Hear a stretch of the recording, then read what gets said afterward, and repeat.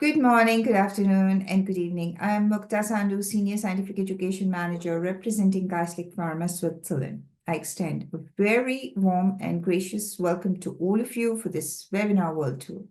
My request to you for today's webinar is to sit down with a notepad and a pen, or just grab your smartphone to note down some tips and tricks from our today's speaker, Professor Schiegnitz. He is going to explain us the important aspect of hard and soft tissue management with CAD-CAM Mesh. He will be mostly focusing on optimal soft tissue handling, that is incision technique, mobilization, and suture techniques. And you will get some practical tips that can be implemented directly into your clinical work. So apart from being a very impressive orator, he is a remarkable academician. Let me give you a short introduction about him. So Professor Schiegnitz is head of the Division of Implantology at the Department of Oral and Maxillofacial Surgery at University of Mainz, Germany. He is a fellow of International Team of Implantology, that is ITI Fellow. Since 2020, he is in the leadership team of National Osteology Group and also leadership team of ITI Germany. He is a chief editor of the International Journal of Implant Dentistry. So thank you for joining us today. And Professor Schiegnitz, over to you now. Dear Mukta, thank you very much for this very kind introduction. Dear colleagues all around the globe, I'm very honored to share with you this webinar on CAD-CAM meshes. We have a lot of wonderful cases, a lot of learning experience and learning presence for you. So stay tuned and fasten your seatbelt. We will start now a furious journey through CAD-CAM meshes. And we want to talk about successful implementation of CAD-CAM meshes and what means successful exactly. There is a great quote from Jim Rohn that success is neither magical nor mysterious. It's just the natural consequence of applying basic fundamentals. And about these basic fundamentals, we want to talk tonight together. And if we talk about bone regeneration, we talk about defects. And of course, we have several kinds of defects. We have these so-called four-wall defects, where we have bone regeneration coming from four walls. This is a high regenerative potential. So in these kind of four-wall defects, nearly everything works. But on the other side, we have these challenging defects, one-wall defects, vertical defects, where bone regeneration is coming only from one side, where we need a good, stable scaffold, where we need time and we need a sufficient technique. And about these techniques that we use for challenging cases, we want to talk today. And what happens in this bone regeneration? In one-wall defects and also in four-wall defects. At the end, we need angiogenesis. So we need vessels that grow inside our defect. And the important aspect is that there is not only a vessel, there are pericytes sitting on top of our vessels. And these pericytes are stem cells. And these stem cells can develop into osteoblasts, bone-building cells. And that these pericytes become osteoblasts, we need inductive factors, growth factors, especially BMPs, bone morphogenetic proteins. This is very important. Without bone morphogenetic proteins, we cannot regenerate a challenging defect. And it's not about platelet-rich fibrin. All in social media and in a lot of congresses, we see all the people using platelet-rich fibrin. Platelet-rich fibrin has no growth factors for developing of osteoblasts. It's about the BMPs, and that these bone degeneration can grow stable and in more or less silence. We need a stable scaffold. We need a scaffold where these growing in of our vessels and the development from pericytes to osteoblasts with bone morphogenetic proteins can develop. And what techniques are described to create such a stable scaffold? So a chair on four legs, not only on three. And there we see the different defects again. We have these four-wall defects where we just told that we have high regenerative potential, the same for 2 and 3 wall defects. And here we do some kind of minor bone augmentation for these self-contained intra-bony defects. This is the classical GBR with a resorbable membrane. But on the other side, we have these one wall defects where we only have regeneration from one side. And here we need major bone augmentation procedures for these so-called non-contained defects. So we do them normally in a staged approach with a stable scaffold. And which techniques are described? Where we have these so-called inlay techniques. This is when we have only a horizontal deficit, not a vertical one. And here we can go for bone splinting. So we splint the bridge into 2 parts and create out of the 1 wall defect a 4 wall defect. The same for vertical defects, the so-called sandwich techniques, when we have a vertical deficit with enough lateral width, then we do a separation of the jaw, develop 2 parts, put something in between, and we have the so-called sandwich techniques. These bone splinting for horizontal defects, the sandwich techniques for vertical defects are the so-called inlay techniques. They are from a biological point of view very interesting. However, they have seldomly the indication. Then 30 years ago, we developed the so-called onlay block techniques in oral regeneration. We first started on the iliac crest. Later, we noticed that we can also harvest onlay blocks from the ramus. And we put a block on our defects. So these block techniques. And now more and more upcoming are the so-called onlay particulate techniques. These are techniques where we create a scaffold with a different technique and put inside particulate particles or particulate bone substitute materials. This is an opposite to the block technique. In the block technique, we put a whole block on top of our defect. In the onlay particulate technique, we take particles like bone substitute, like autologous bone. And as techniques are described, the so-called DPFE membrane, the Gore-Tex membranes, we have the umbrella screws, we have the CAD-CAM mesh and the shell techniques. At the end, all of these 4 techniques create a scaffold in a different way, but they are all onlay particulate technique. And with all of these techniques, there are advantages and disadvantages. And today our topic is the so-called CAD-CAM meshes. About this slide, we can talk for weeks, for months, but today we will focus on the CAD-CAM mesh, an onlay particulate technique. And this case is 30 years old out of our university clinic in Mainz. And the so-called classical CAD-CAM mesh, they have a long history. They were already described 30 years ago. The problem was that it was quite challenging to bend these classical titanium meshes inside the surgery. And you always had sharp edges where you can harm your soft tissues. And you see this titanium mesh, okay, it's fine, but a real new contour with this mesh is not developed. So I remember the surgery, it took hours, but at the end it was not really satisfying. So they had a kind of hype 20 years ago, this classical titanium meshes, but then they were forgotten again because they had a lot of disadvantages. And now with the upcoming CAD-CAM techniques, these titanium meshes, they have a renaissance. So they are coming back because now with the CAD-CAM techniques, these meshes are fitting much better. You have less surgery time and a lot of other different advantages that we will discuss during this webinar. And how do we create such a CAD-CAM mesh? We use the company Bio-Oss. So we evaluate our patient. Is it the right indication for a CAD-CAM mesh? So here in this clinical part, we see a vertical deficit, and we use these CAD-CAM meshes, especially in very demanding vertical defects.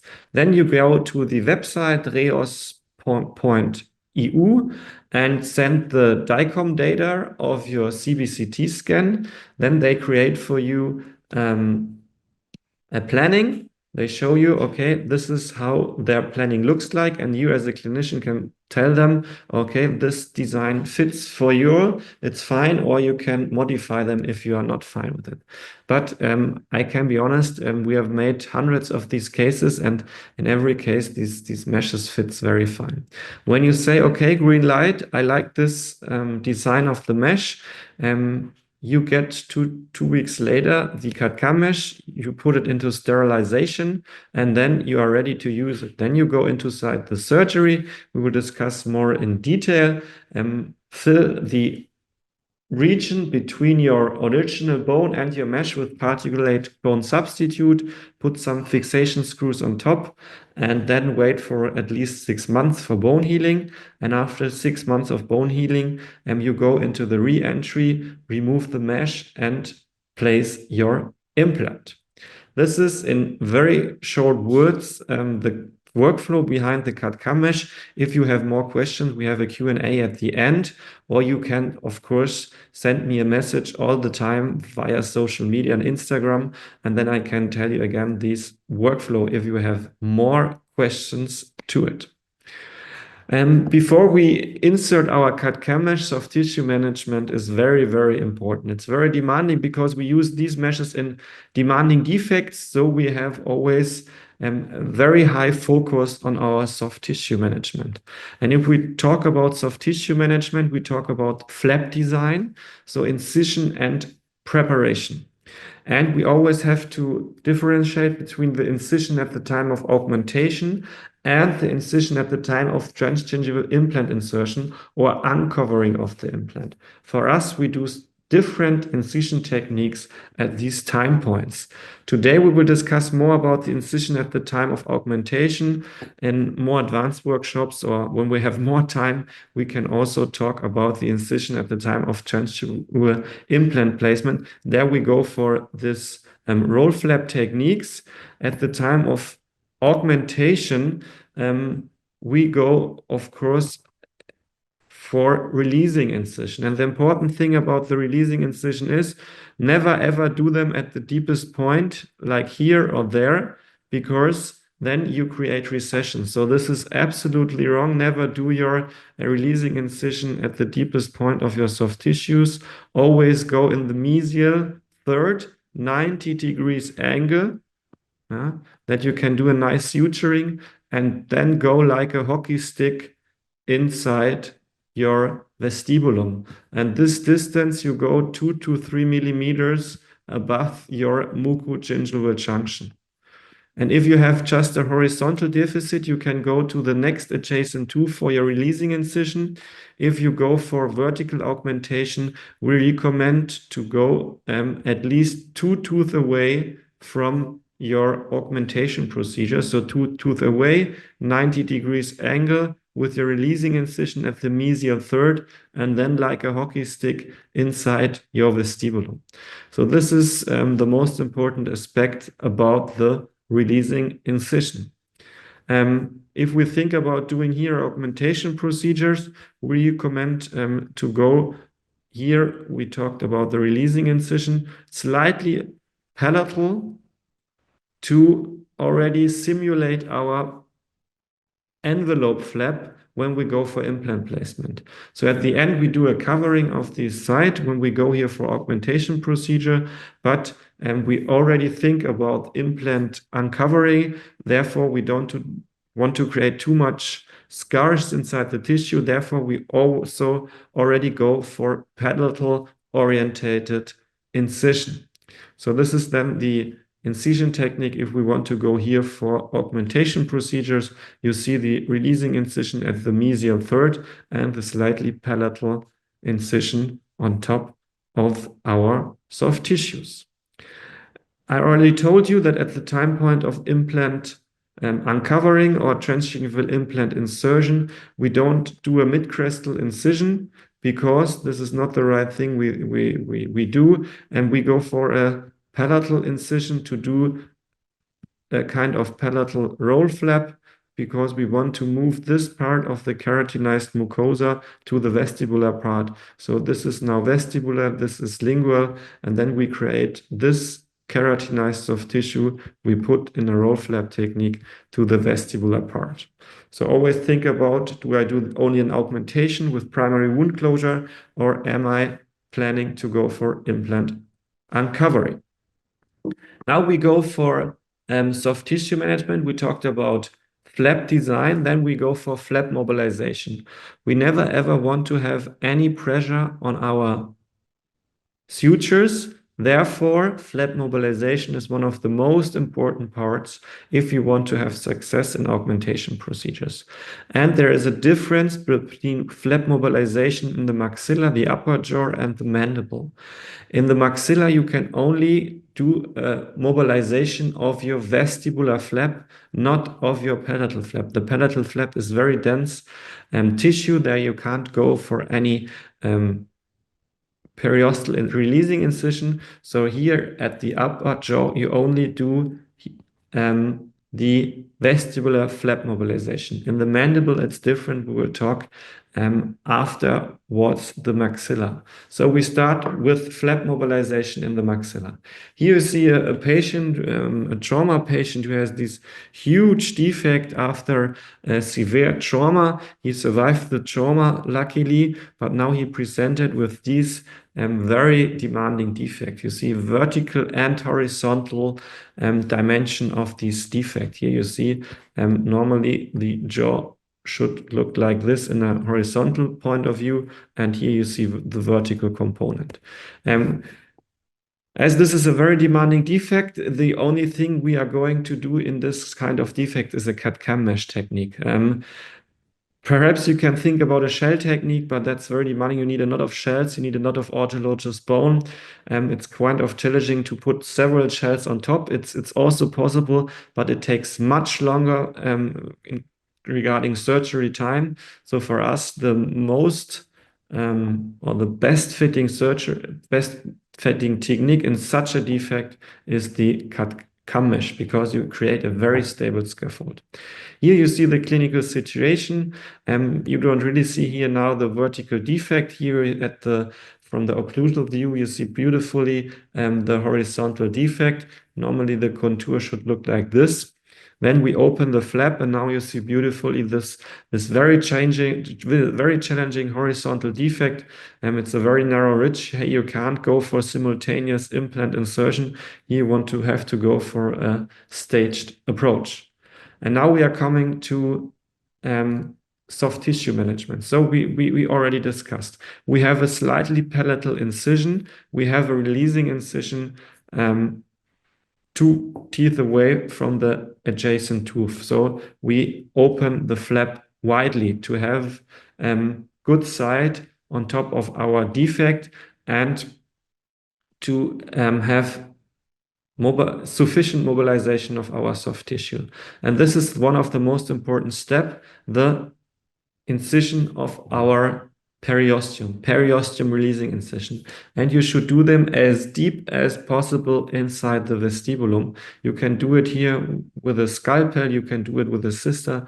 It depends, it's subjective what you like more. I like to take a 15C blade to do this periosteal releasing incision.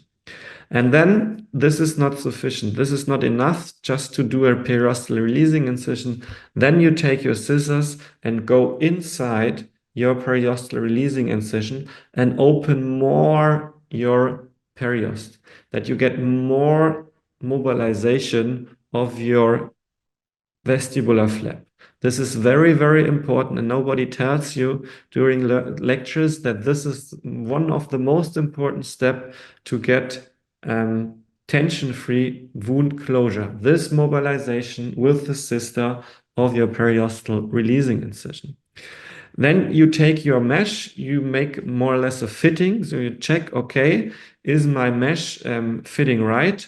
And at the end, you check also if you can have a tension-free closure of your flap. If it's not possible to close your flap tension-free, you have to do more vestibular mobilization. And here you see beautifully how big this defect is. It's nearly 10 millimeters. We want to do augmentation here in the lateral perspective and a slight vertical augmentation procedures. And here you see beautifully our periostal releasing incision. And you see how much our periostal releasing is. It's more than 10 millimeters we gained here with this technique with the scissor. We fill our mesh always with 70% of autologous bone and 30% of the xenogenic long-term stable bone substitute, here Bio-Oss. I know there is a kind of discussion how to do the ratio between these two. If I look at my cases, all of my brilliant cases, I use this ratio. So I recommend more autologous bone than xenogenic bone substitute. Don't do all with autologous bone, not 100% autologous bone, because you see a lot of resorption.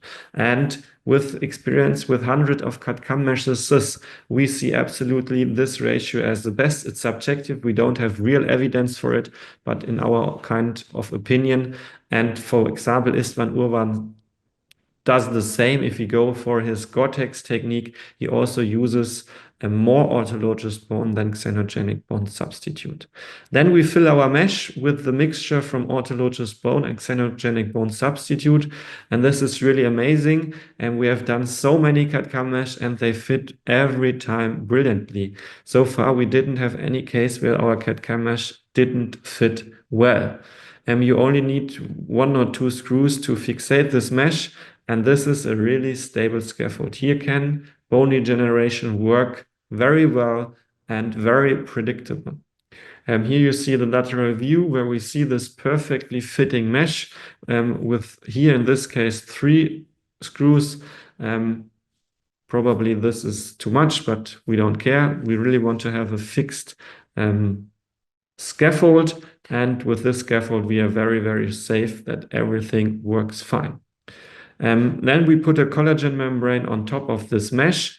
Is it really necessary to put this membrane on top? We can discuss later. I have some evidence for this. And when we are at this stage, we check again if there is tension-free closure of our flap possible. And if we can put our flap on top of this mesh and the flap is already at position without a suture. This is the test you should do. Put your flap on top of your mesh without the suture, and the flap should stay more or less in position without the suture. Then it's tension-free. And how is our suturing technique for the upper jaw? We learned that our palatal flap is very dense, very stable.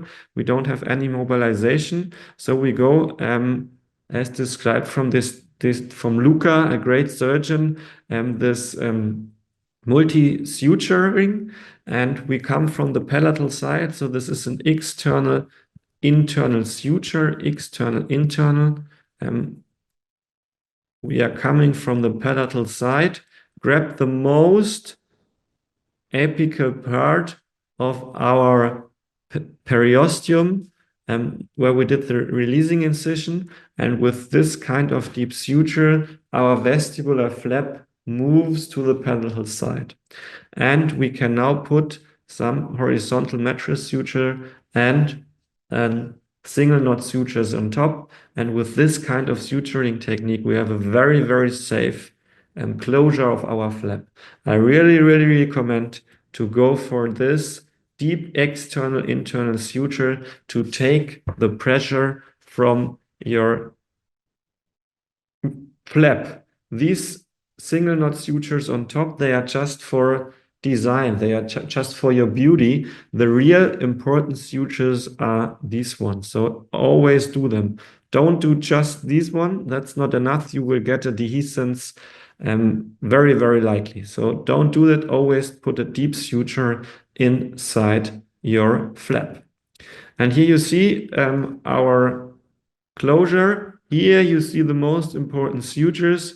We take monocruel 5.0. It's a resorbable suture. And with these sutures, the flap is already in position. And these single knot sutures on top, they are just to put the flaps more together, but they are not important. And here you see again nicely our releasing incision at the distal part, 2 teeth away from our augmentation procedure, the same here in the frontal area.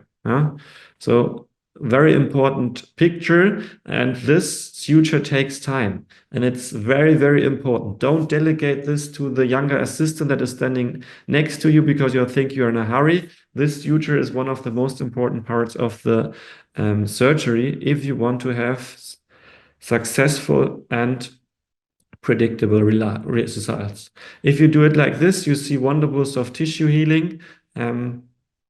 After 6 months, we wait for these challenging defects at least 6 months. We say 1 millimeter per month. So if the defect is 8 millimeters, we wait 8 months, but at least 6 months if we go for autologous bone with xenogenic bone substitute.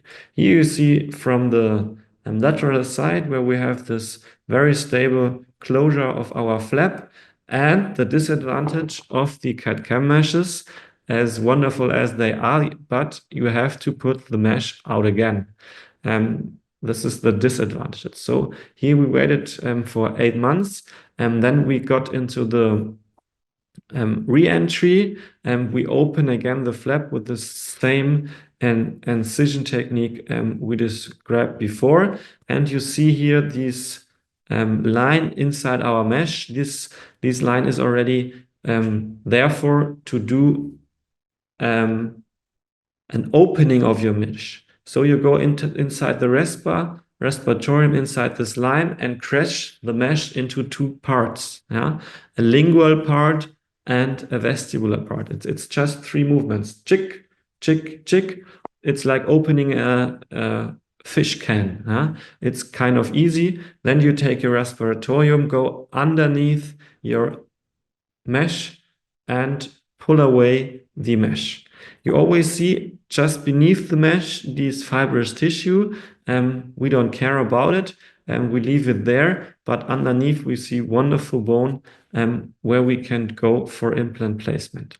Here inside the bony envelope, and now you see how much bone we have vestibular to our dental implant. So very, very sufficient bone where we can think that these implants will be there for the next 200 years. We go for a slight subcrestal incision because we know there will be some remodeling. So always go for a subcrestal implant positioning to think about some kind of remodeling. But here we have more than 3 millimeters of vestibular bone, beautiful for long-term success.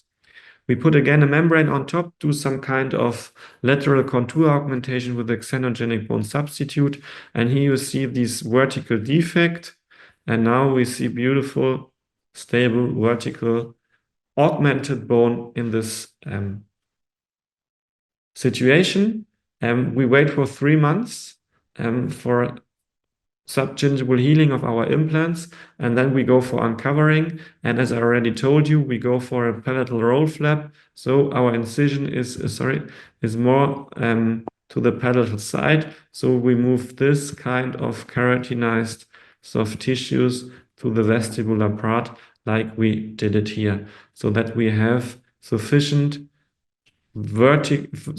vertical and horizontal keratinized fixed mucosa.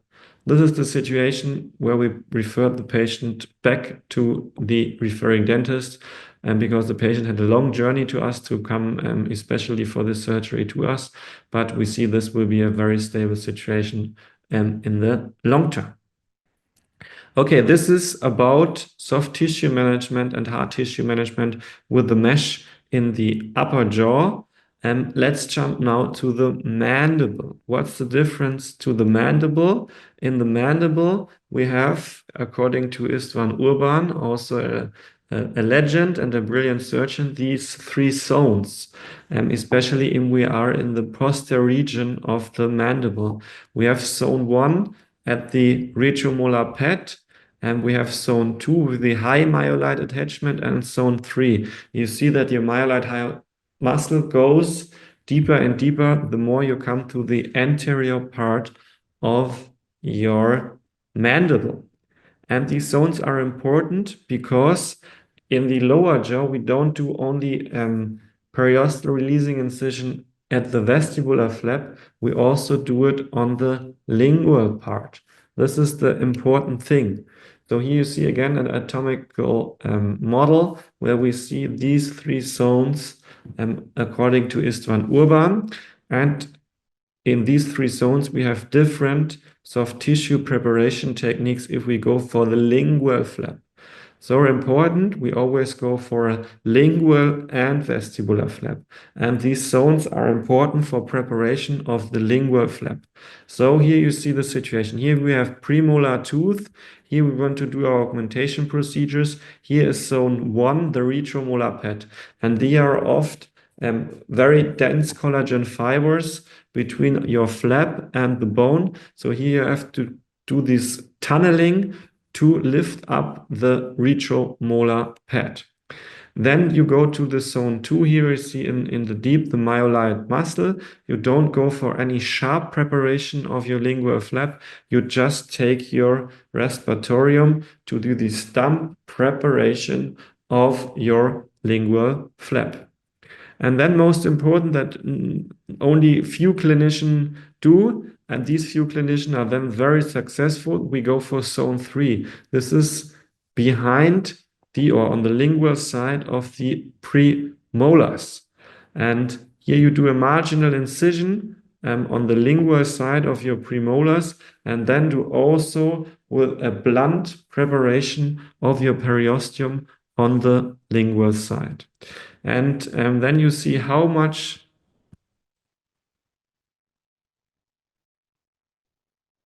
distance you can create with the lingual flap if you do the right preparation.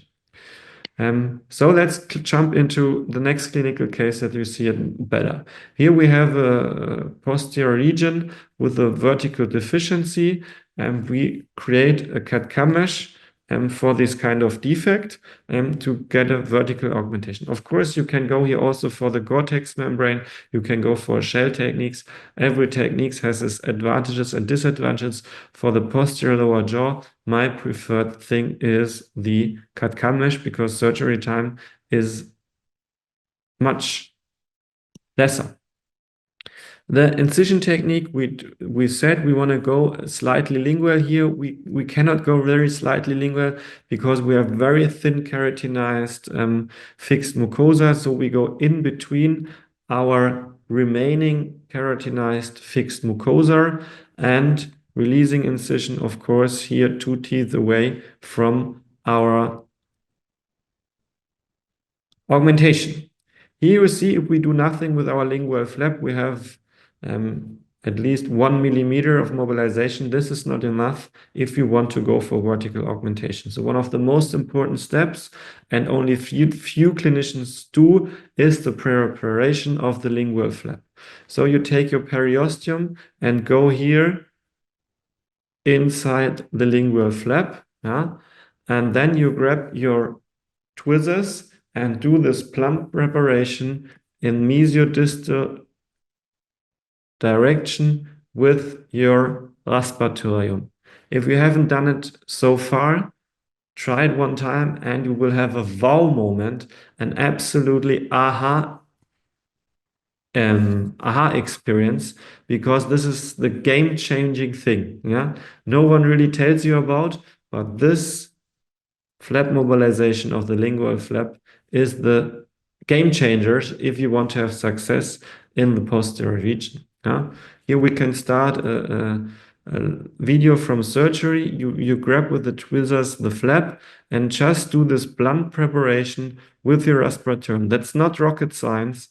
There is no bleeding, there's nothing. It's a dumb preparation, and you see how easily we can get an amazing mobilization. This is very important to go here in this critical area where most of the dehiscence happens.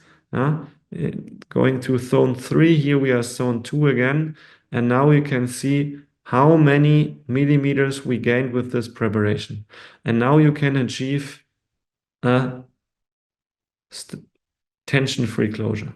Very, very important. If you don't do this in the lower jaw for vertical defects, you will have a dehiscence with a high percentage. Yeah? So always go for lingual flap preparation. Here you see again the clinical picture where we see this mobilization of our lingual flap. This is very, very important, but do it dump.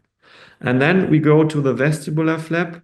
We do our periostal releasing incision. Here you see the nerve, and we go 5 millimeters safety distance to the nerve with our periostal releasing incision at the vestibular part.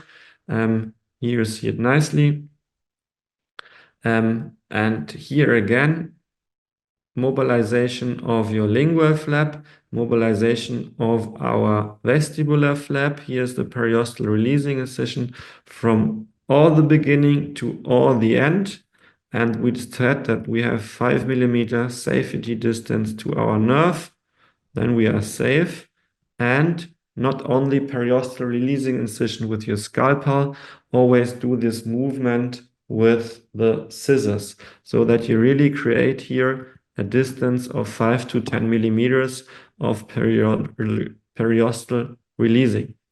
Then we create our mesh. We fill it with autologous bone, 70% with 30% of xenogenic bone. Where do we harvest it? We harvest the autologous bone with a scraper here at the ramus region. Then we put inside our mesh and it fits again beautifully. We fixate the mesh with some fixation screws. This takes 2 minutes. And then we put a membrane on top of it. Here you see plated rich fibrin. If it really makes sense, there is no evidence. We just do it kind of a gut feeling and then put the membrane on top of our mesh. And then again, we check if we can close our flap without any tension, without any sutures. And if we can close it without any sutures, tension-free, then we go for suturing. Again, question, do we need this membrane? There is a big meta-analysis who analyzed the question, and they have had no evidence for using this kind of membrane. Yeah, so it's a philosophical question. If we use it for a kind of gut feeling, especially when we did a big periostal releasing incision, but real evidence for this is not there, but we do it because we have a better feeling. Now, the suturing technique in the lower jaw, again, we have to do a deep internal suture, and in the lower jaw, it's an internal suture. Yeah, that's the difference to the upper jaw. At the upper jaw, we said external internal suture coming from the palatal side, grabbing the periosteum of the vestibular flap back to the palatal side at the upper jaw. Here we take the most apical part of your upper part of the periosteum with a resorbable suture. And here, both sides, the lingual and the vestibular flap, come together. Very important. And we do 3, most distally, in the middle, and at the mesial part of our 2 flaps, we do this internal suture. And on top of these internal sutures, we do these horizontal meshes, and on top, a single knot suture. So in a clinical case, here you see it beautifully. Without any single interrupted sutures on top, this flap is already closed, completely tension-free. If you cannot achieve this, go back to the preparation of your flaps. This should be always the case, regardless of the technique. If you go for shell technique, Gore-Tex membrane, umbrella screws, or the CAD-CAM mesh, you always have to have tension-free closure. You have to do good releasing and then do these deep sutures. Here, you don't really see again the sutures because they are internal sutures. You don't see them. They just resorb, and we already have a tension-free closure. And then we put on top these horizontal mattress suture to get the flaps more close together and put some single knot sutures on top. This is, I think, the perfect way to close this challenging defects. Yeah, it's a 3-layer suture. Internal suture. I go back to the slide. internal suture, horizontal mattress, and on top a single interrupted suture. So you see again, internal sutures, one here, and one there. And this is sufficient enough. Most important sutures. And these are just for design, more or less. Of course, they are also important to seal the wound rims better, but at the end, the most important sutures are the internal sutures. And if you have done it like this, if you have a tension-free sutures, your wound will heal beautifully, and you wait for at least 6 months, and you see wonderful bone regeneration inside your mesh. And you see not only in one slide, you see always on just beneath the mesh, kind of fibrous tissue. So this is not high bone quality, but at the rest of the augmentation, you have beautiful bone. Disadvantage, we have to remove the mesh. Again, you see this line where we go inside with our respiratorium to crack the mesh into 2 halves. Here you see the mesh after cracking 2 parts. Then you go again underneath your mesh with the respiratorium. And here you see beautiful bone on the horizontal and vertical dimension, where we can just go for here in the fully digital workflow for perfect implant position. We do a kind of contour augmentation with a xenogenic bone substitute to have a stable long-term situation. In this case, we also performed after implant placement a small vestibuloplasty, and here you see the result, insertion of the mesh and very stable bone in the long-term follow-up and a very stable clinical result. Patient very happy, we are very happy, so everything is fine. Again, we will talk about your question at the end of the webinar. Let's jump into a next challenging case before we start the Q&A. Here you see a patient with a horrible accident. He nearly died due to this accident. You see a complex fracture of the upper and lower jaw. At the end, the situation looked like this, a very demanding vertical and horizontal deficit. In these kind of defects, we go for CAD-CAM Mesh. And of course, if we can perform such a surgery in such demanding defects, you can go for smaller defects also. I just want to show you that there are really nearly no limits for this technique if you apply the basic principles we just discussed. We fill our mesh with the mixture from autologous bone and xenogenic bone substitute. You see this huge mesh here now inside this cetus, yeah. What is most important here, you see the massive releasing of the lingual flap. This is the lingual flap, and normally the lingual flap is here, and you see that we mobilize the lingual flap for more than 15 millimeters. That's the most challenging part of the surgery. To fixate this mesh inside the situs, that's easy. That's no rocket science. That can do everybody, but only few clinicians are able to perform this releasing of the lingual flap. This is the most important part, that you get a tension-free closure of your flap in this kind of situation. And here you see we have a distance of 11 millimeters, yeah, and we were able to create in this really demanding defect 11 millimeters of new bone. And I don't show you just the best slide. You will see the clinical situation also. We go for fully digital workflow for implant insertion.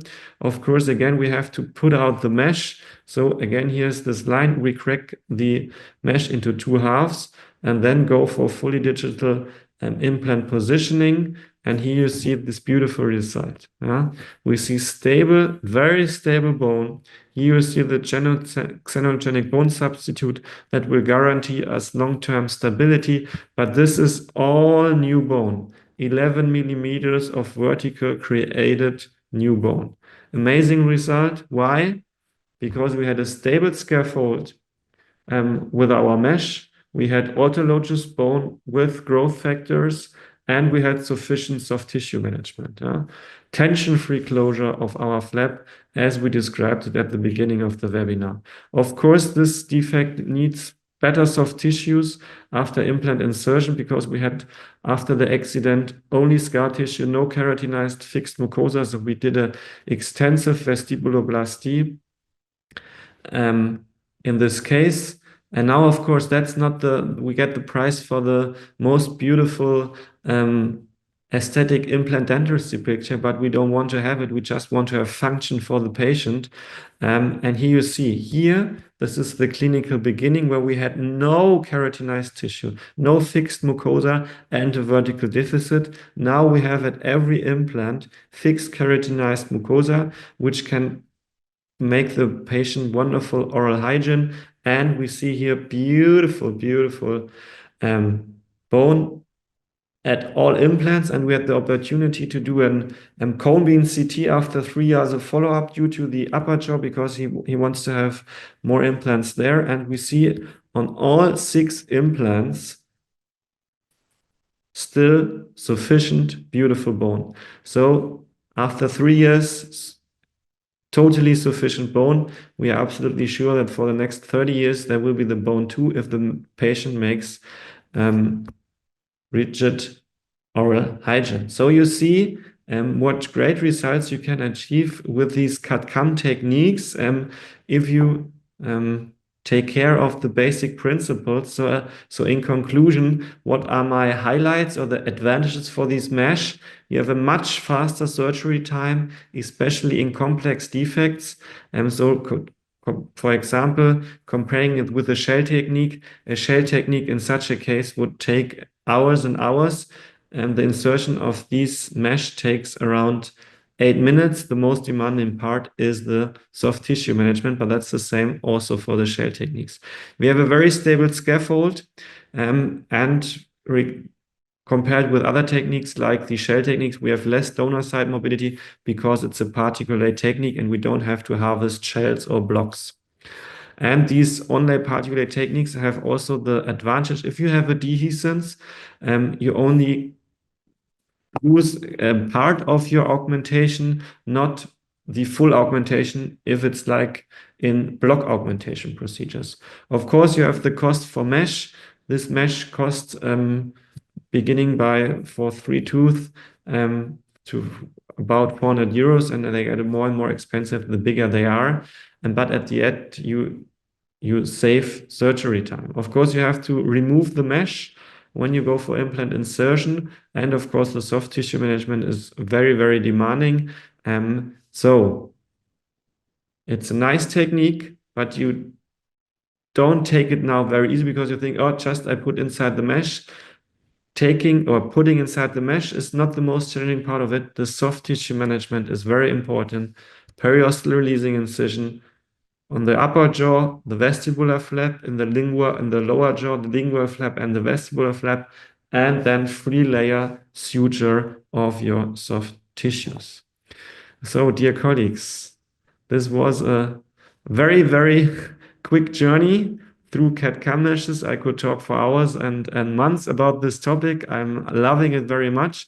Now we will start into the Q&A. If you're in a hurry, you can also get in contact via social media with me. In social media, I share a lot of our cases from time to time with the follow-up. So stay tuned there. And now I think let's start into the Q&A. So if you have questions, just put them inside and we will answer them.